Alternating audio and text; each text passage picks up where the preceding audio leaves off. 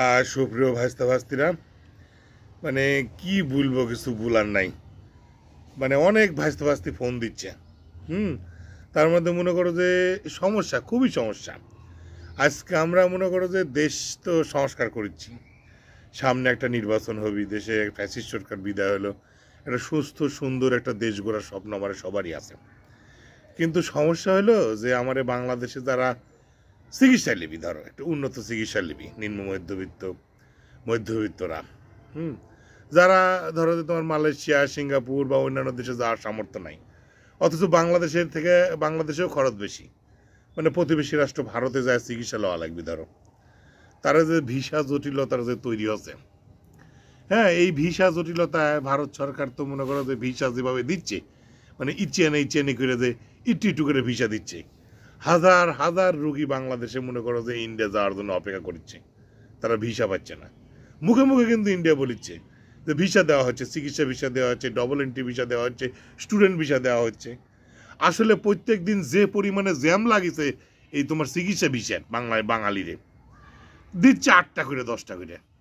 তাহলে বলো, হাজার হাজার আবেদনের মধ্যে যদি 8টা 10টা করে আবেদন মঞ্জুর করে, তারিখ দেয়, তাহলে হয় বহু ভাসতে ভাসতে আমার ফোন দিয়ে করছে যে কাকা, তুমি তো সারা জীবন তো খালি দুর্নাম করে আসলে, তো বাবু এটা ভালো কথা কও, মানে মানুষের চিকিৎসার যে জীবন যে যায় যায় অবস্থা, হ্যাঁ, বাংলাদেশে তো সব কোষায়রা বলে বাস করে বড় বড় হাসপাতালে, সেটি বলে রোগের যে যে আমার যে উন্নত চিকিৎসা থাকা সত্ত্বেও ডায়াগনোসিস ভালো হয় না। হ্যাঁ, চিকিৎসা ব্যবস্থা, মানে মানুষ এখন বিশ্বাস কী করবে কম। তারা ইন্ডিয়ার যাবি, ওই যে মাদ্রাসে কুটি সব যায়, মাদ্রাস, তারপরে সব ভেলোরে সব যায়, যায় যায় সব ভালো ভালো সব চিকিৎসা লিয়ে আসিচ্ছি।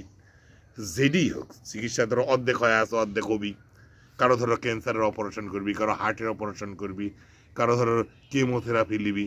এই যে সব সিরিয়াস সিরিয়াস রুগী মনে করো। আমার এক বন্ধু পাড়া থেকে ফোন দিচ্ছে, সে বন্ধু মনে করো যে সিঙ্গাপুর যাবি বয়ে ক্লিয়ার, তার 4 গুণ খরচ হবে, ইন্ডিয়ান দিয়ে গেলে ধরো তার 1 গুণ খরচ হবে। সেই বন্ধু মনে করো ফোন দিয়ে করছে, কে রে বা দোস্ত, তোমার কি একটু ভিসা টিসা সারবি না, কী করছো তোমরা, তোমরা সাংবাদিক মানুষ, তোমার ব্লগ করছ। তাহলে এরে বা আমি তো যে সব সমালোচনা করি, তাতে তো আমারই তো বিপদ হয়ে গেছে। তো বাংলাদেশ সরকার সব কিছু কূটনীতিকভাবে কিন্তু আইনলে মানুষের সুবিধা অসুবিধার কথা চিন্তা করে। মানুষ কিন্তু লাজে লোয়া বেগে একটা কথা আছে না, মানে কিছু কইতে পারছে না, দাঁতে দাঁত কিসে পড়ে আছে, পেটে পাথর মাইন্দে পড়ে আছে, মনে করো কিছু কইতে পারছি না, কারণ বিরোধিতা করেছি। হ্যাঁ, এই মনে করো জুলাই বিপ্লবে অনেক অবদান রাখিছে, ঠাস করে দেখেছে তারই বাড়ির চাকরি নাই হয়ে গেছে। এই জুলাই বিপ্লবের ফলে তারই বাড়ির চাকরি নাই, আরো অনেকে মনে করো আতঙ্কে আছে, তার চাকরি যায় যায় অবস্থা। তো তারা করছে যে আরে বাবারে, আমরা এই আন্দোলনে অংশ নিল, ফ্যাসিস্ট সরকারের বিদায় করলাম, এখন এই ফ্যাসিস্ট সরকারের বিদায় করে এখন আমারই গোলা কাঁটা বাইতে যাচ্ছি, আমরাই বিপদে পড়ে আসি, আমারই সর্বনাশ হয়ে যাচ্ছে।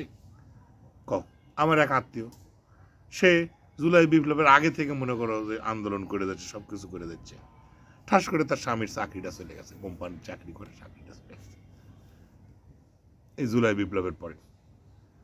সেই কোম্পানিটা আসছিল যে ফ্যাসিস্ট সরকারের নাকি বলে কোন কার বড় লোকের, তার আন্ডারের কোন কোম্পানির চাকরি করত, সেই কোম্পানি না হয়ে গেছে, চাকরি চলে যাচ্ছে। তাহলে সাইডে কিছু এরকম করা যাবি না তো, মানুষের পেটের তো লাত্তিও মারা যাবি না। আবার হলো তোমার এই একটা সুষ্ঠু ব্যবস্থাপনার মধ্যে দেশটাকে নিয়ে আসতে হবে তো, তাইলে আসা লাগবে না। মানুষের চিকিৎসা, স্বাস্থ্য সেবা, এগুলোর দিকে তো তাকাইতে হবে। ভারতের ভিসা সহজীকরণের জন্য যে যে উদ্যোগ গ্রহণ করে, এটা কিন্তু করা দরকার। এটা জনগণের কিন্তু মানুষ কইতে পারছে না রে বা, বুক ফেটে মরে যাচ্ছে কিন্তু কইতে পারছে না, কারণ ওই যে একই কথা, বিরোধিতা করছি মুখে মুখে, কিন্তু উপরে ফাটা ফেলা দিচ্ছি, এ আমি পারবো না, সে করো না, কিন্তু তলে তলে করছে ভিসাটা বাইর হলে একটু চিকিৎসাটা করে আসলো নি, মানে এইরকম আছে ভাব, বুঝলে। হ্যাঁ, যারে রোগ বালাই হচ্ছে তারা বুঝতে পারছে, তারা খালি তলে তলে আমাকে মেসেঞ্জারে ইয়েতে করছে, কাকা তুমি একটু কও, তুমি কইলে মনে হয় একটু ব্যবস্থা হবে। তা আমার ছোট মানুষ কি ব্যবস্থা হবে কও, আমার ছোট মানুষের কথা কেউ শুনে? তবে যাই কও, সরকারি নীতি নির্ধারক যারা আছে, যেহেতু একটা সম্পর্ক আছে, যেহেতু আমরা তাদের দেশে সেবা নিতে যাচ্ছি, পয়সার মাধ্যমে সেবা নিতে যাচ্ছি, ফিরি ফিরি তো লিচ্ছি না রে বা, তো তোমরা ভিসা বন্ধ করে ডাকিচ্ছ কি জন্য? এটা তো ঠিক না রে বা। এই ব্যাপারে বাংলাদেশ সরকারের সাথে ভারত সরকারের একটা বৈঠক করা দরকার, সব ভিসা সহজলভ্য করা দরকার, যাতে এখানকার লোকজন যাতে চিকিৎসা সেবা নিতে পারে। আর একটা কথা কয়া তোমার মনে করো তো শেষ করবো, এটা এখন এই কথার সাথে যায় না, তারপরেও মানে না কয়ে থাকতে পারছি না। মনে করো যে